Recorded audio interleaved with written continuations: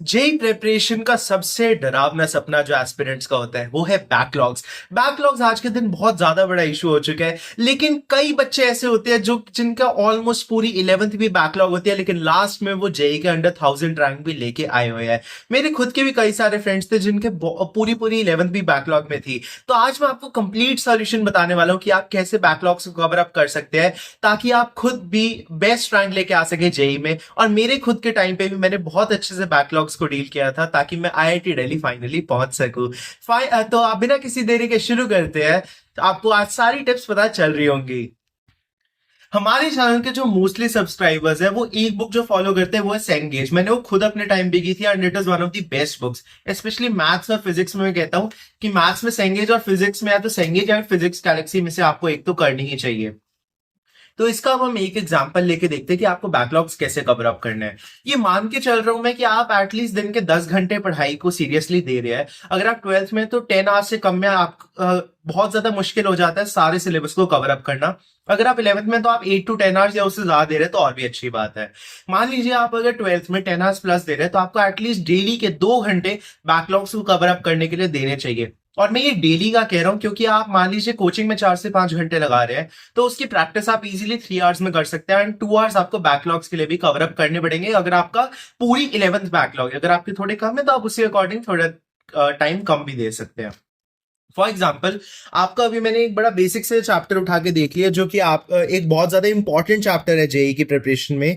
That is continuity and differentiability, जो कि आपका फॉर एग्जाम्पल कैलकुलस में आता है।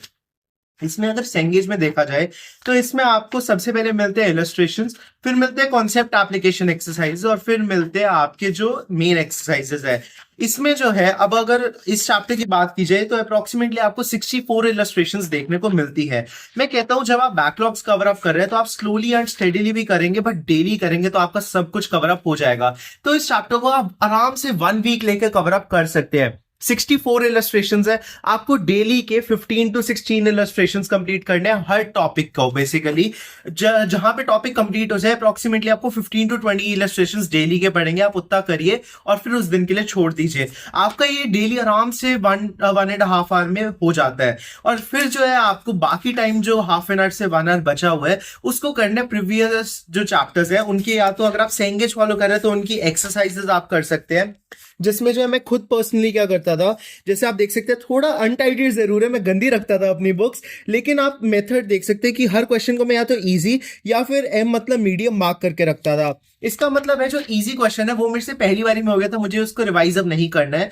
मेरे चैप्टर में अप्रोक्सीमेटली 20% क्वेश्चन होते थे जो मेरे से पिछली बार नहीं हुए होते थे और वो मेरे मुश्किल वाले चैप्टर्स में से होते थे जो मेरे बैकलॉग चैप्टर्स है। तो आपको या तो फ्रेश क्वेश्चंस प्रैक्टिस करने हैं, फिर मीडियम और हार्ड लेवल डिफिकल्टी जो आपने मार्क किए हुए हैं जो आपसे पहले नहीं हुए थे, सॉल्यूशन देख के आपको करने पड़े थे, आपको उनको पहले कवर अप करना है। इस तरीके से अगर आप करते हैं तो आपका इजीली पूरा बैकलॉग कवर अप हो सकता है। सिमिलरली आपका फिजिक्स में भी होता है। केमिस्ट्री में आपका थोड़ा डिफरेंट होता है क्योंकि उसमें आपके इलस्ट्रेशंस नहीं होते, उसमें आपके टॉपिक्स होते हैं। अगर आप इनऑर्गेनिक या ऑर्गेनिक कर रहे हैं तो बैकलॉग के केस में आपको सिर्फ एनसीईआरटी पे फोकस करना है और ज्यादा कुछ नहीं करना है, क्योंकि एनसीईआरटी गॉड लेवल बुक है। 70 to 80% क्वेश्चन आपके जेई मेन्स में और एडवांस में 30% क्वेश्चन इजीली एनसीईआरटी के थ्रू ही हो जाएंगे। तो पहले एनसीईआरटी करना है फिर किसी और बुक पे जाना है। अगर आप फिजिकल देख रहे हैं तो अगेन सेम फिजिक्स और मैथ्स वाला ही आप बेसिकली फॉलो कर सकते हैं सेंगेज के लिए।